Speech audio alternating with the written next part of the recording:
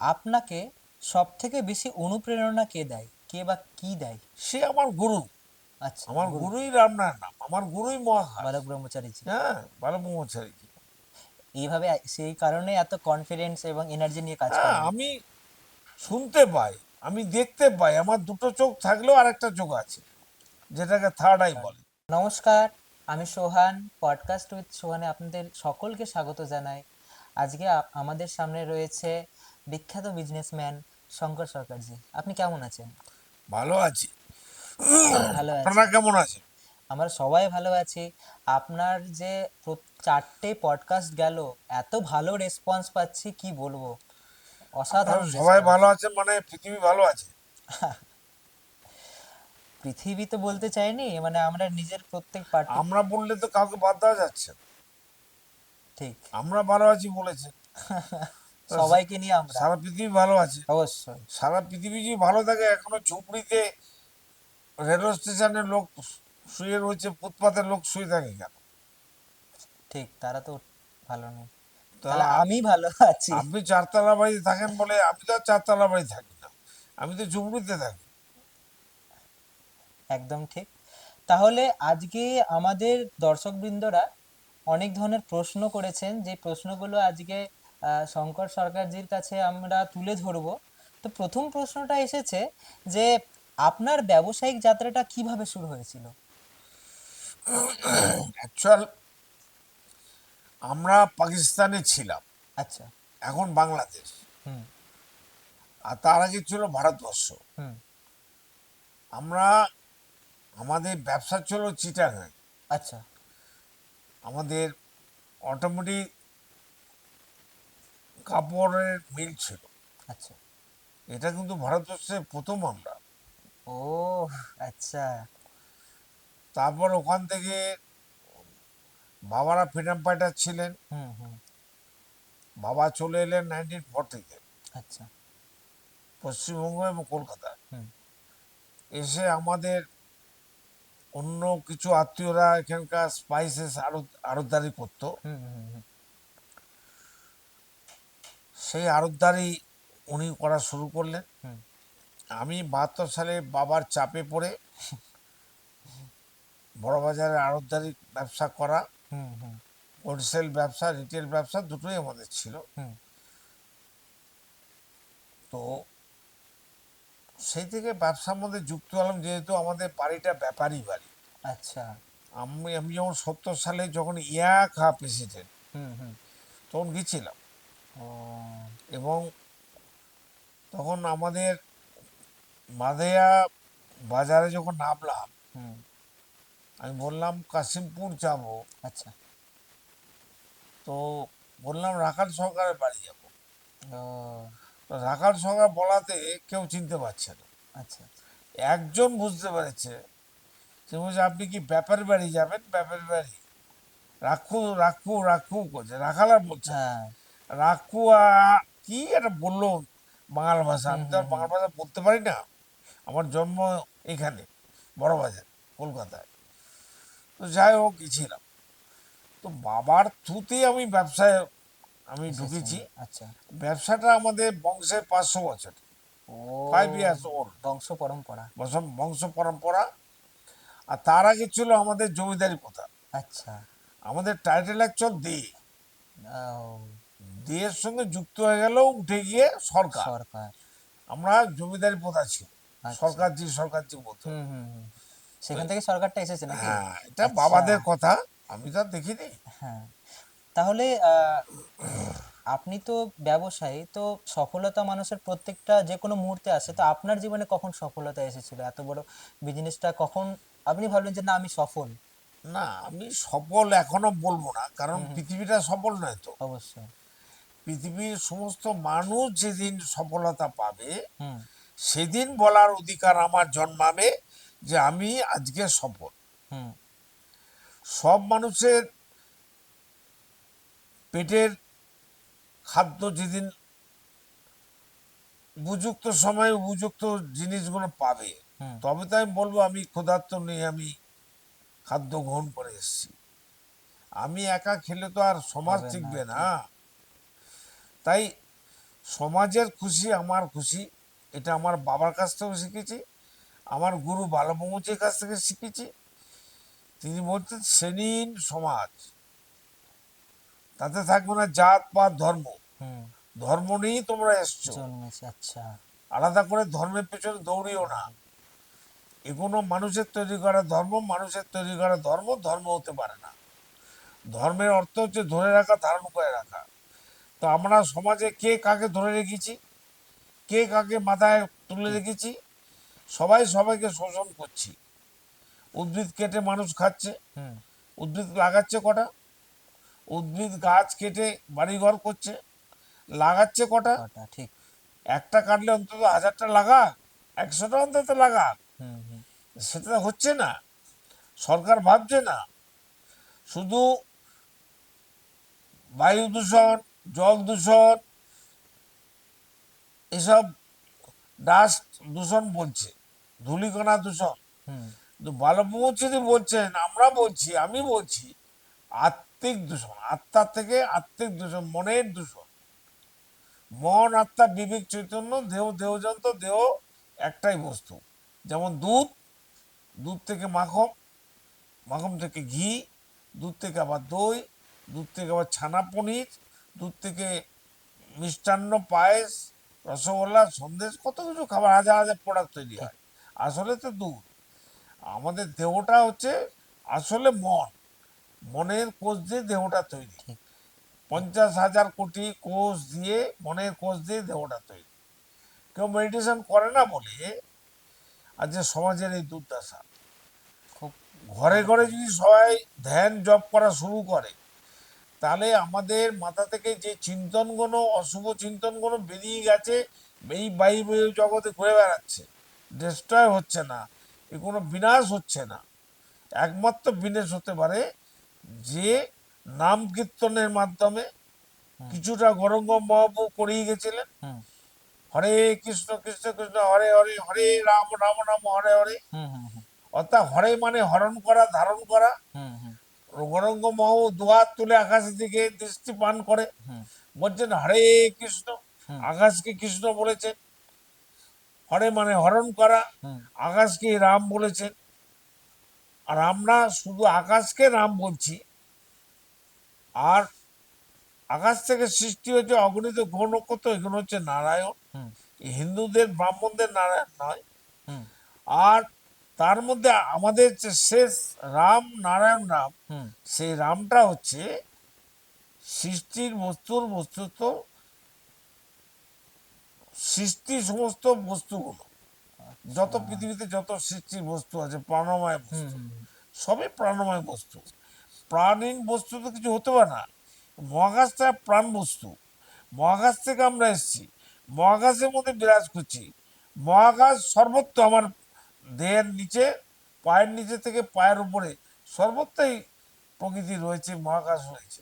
কোথায় মহাকাশ নেই? পঞ্চভূত কোথায় নেই? জল আর মাটি বাতাস কোথায় নেই?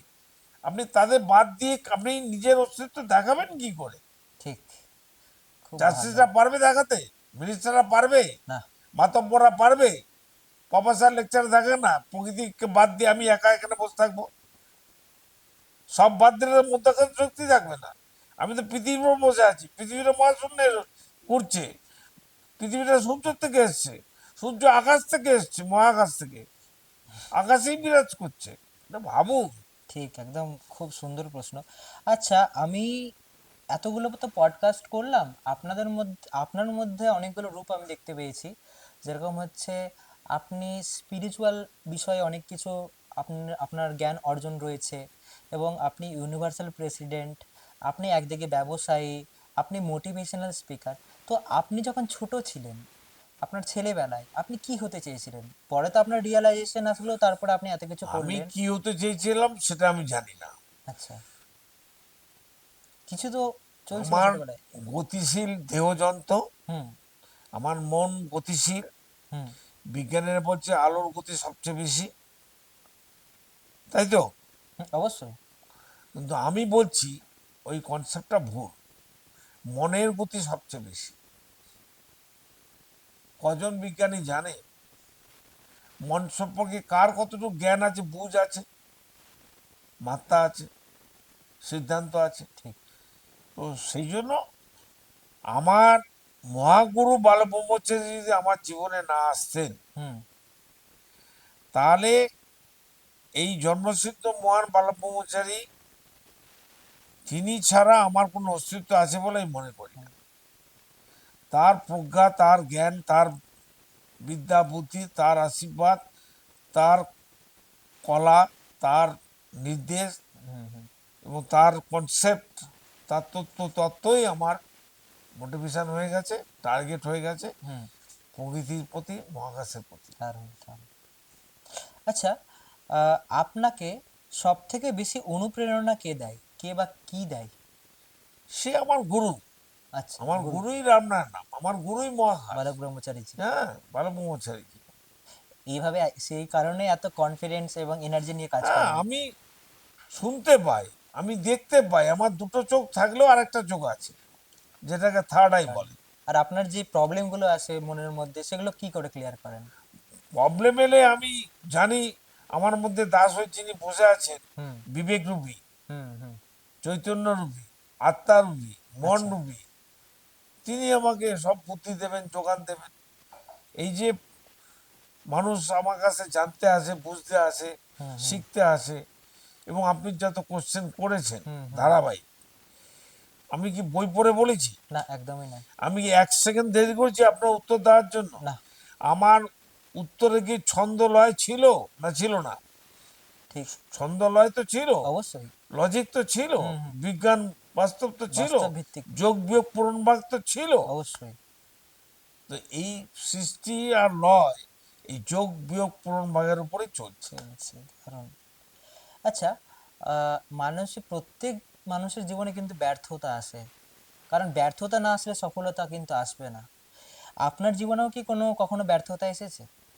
একটা শিশু যখন হামাগুড়িতে হামাগুড়ি দেয়, তারপর হাঁটতে শেখে, বাবা মার গুরুজনদের আঙুলটা ধরে হাঁটে, হুম। হুম। সে তো পড়ে যায়, পড়ে হুম। যাওয়াটা তো ব্যর্থ।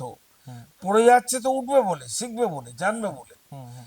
তো যার জীবনে ব্যর্থতা নেই, যার জীবনে অন্ধকার নেই, সে সফলতা আলোর গুরুত্ব বুঝবে কি করে? যার জীবনে যত ব্যর্থতা, হুম। যত সমস্যা, হুম।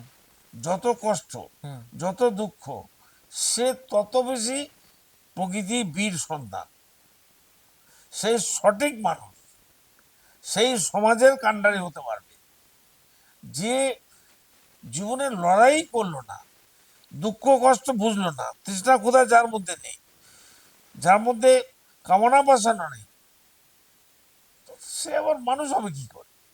ঠিক। আমরা তো জড় পদার্থ হতে পারি না। দারুণ উত্তর দিলেন। আচ্ছা, এই রিলেটেডই একটা প্রশ্ন রয়েছে, সুখ। মানুষ সুখ মনে করে আমার বিলাসবহুল বাড়ি, আমি এই করছি, এত টাকা উপার্জন করছি, এই করছি ওই করছি, এই বানাচ্ছি ওই বানাচ্ছি। আপনার কাছে সুখ মানে কি?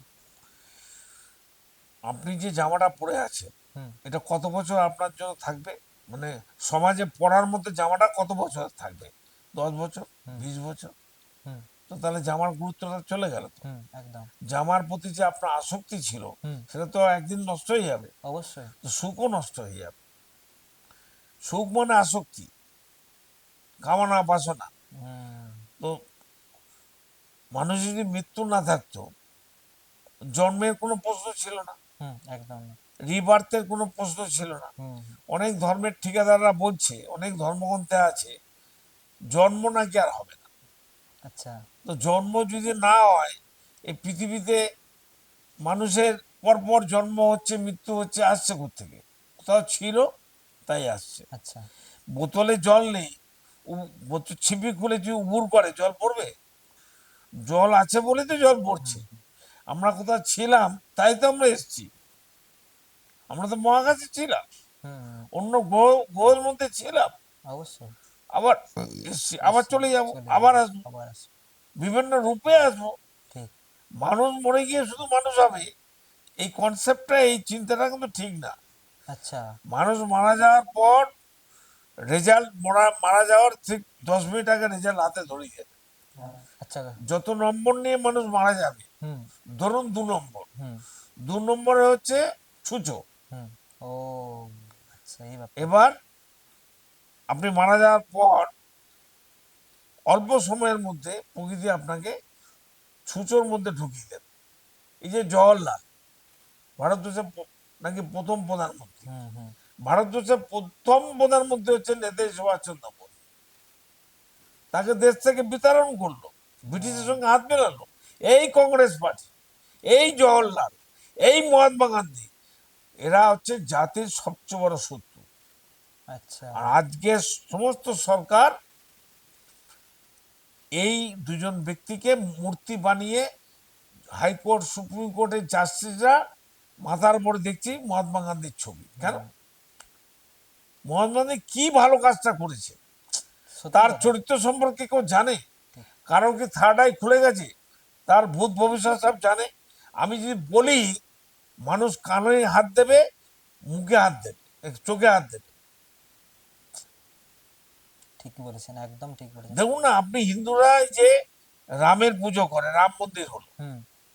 রাম কোথায় বলেছে শ্রীরাম যে আমি ভগবান? আপনি দেখাতে পারবেন? আপনি হিন্দু না মুসলমান? মুসলিম। মুসলিম। তো আপনি হিন্দুদের জিজ্ঞেস করুন না, কোন দেবতারা বলেছে আমি ভগবান, কোন কৃষ্ণ বলেছে আমি ভগবান, কোন শিব বলেছে আমি ভগবান। আপনি দেখেন কোন নারায়ণ বলেছে আমি ভগবান। হিন্দুদের নাকি 33 কোটি দেবতা। এমন একটা ভগবান, একটা দেবতার নাম বলো যিনি বলেছে আমি ভগবান, আমাকে পুজো করো। আমি অনাথ, হুম আমি শরণার্থী, আমি খেতে পাই না, আমার থাকার ঘর নেই বা বাসস্থান নেই, আমি লাচার, আমাকে ভিক্ষে দাও।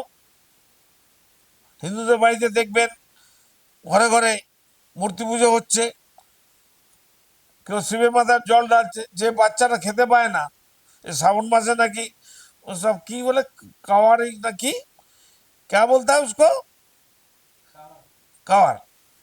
तो पानी लेके दूध लेके भागता है 100 किलोमीटर 200 किलोमीटर। ভাগছে। अरे गांव में ऐसा ऐसा बंदा है, बच्चा है, जिसको पीने का पानी नहीं मिलता है, ঠিক। दूध नहीं मिलता है, ঠিক। खाना नहीं मिलता है। वहां जाके दे दो ना। ঠিক, একদম কথাটা ঠিক। তো আপনি কি চান সমাজের কাছ থেকে? আপনার ধরুন 5 বছর দিয়ে সময় দেওয়া হয়, পরবর্তী 5 বছর যে আপনি কি পাল্টাতে চান? আমি কিছু পাল্টাতে চাই না। পৃথিবীর মানুষ যদি নিজেরাই পাল্টাতে না চায়, আচ্ছা। আমি তো কনসেপ্টটা দিয়ে যাচ্ছি, হুম যা প্রকৃতির কনসেপ্ট, হুম মহাকাশের কনসেপ্ট। হুম ঈশ্বরের নাম, আল্লাহর নাম, গডের নাম কেউ হুম জানে না, উল্টা পাল্টা নামে তাকে ডাকছে, হুম আলটিমেটলি ইন্ডিয়াটি তাকে গালাগাল দিচ্ছে। হুম।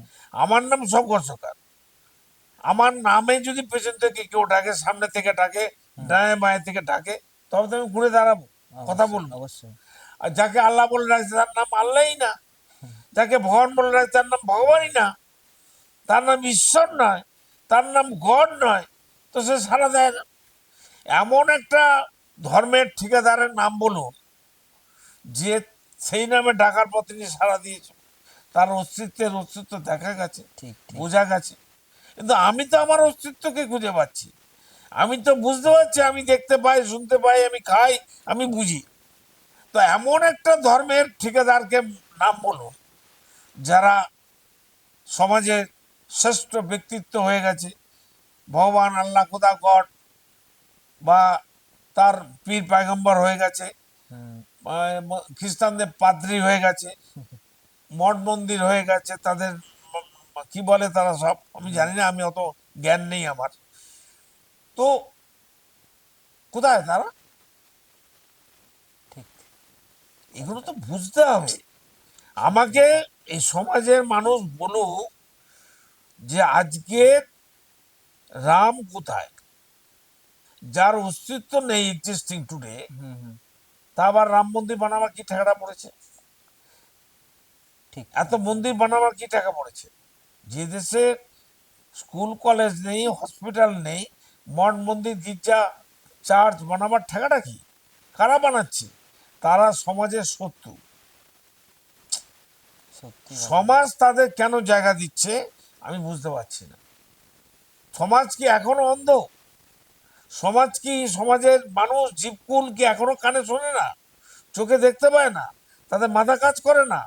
আর ঠিক আছে, ভগবান আল্লাহ কোথায়, গডের পীর পয়গম্বরদের তো মাথা কাজ করে না, তাদের নেক্সট জেনারেশন কোথায়? ব্রিটিশের জেনারেশনটা কোথায় এখন? ঠিক।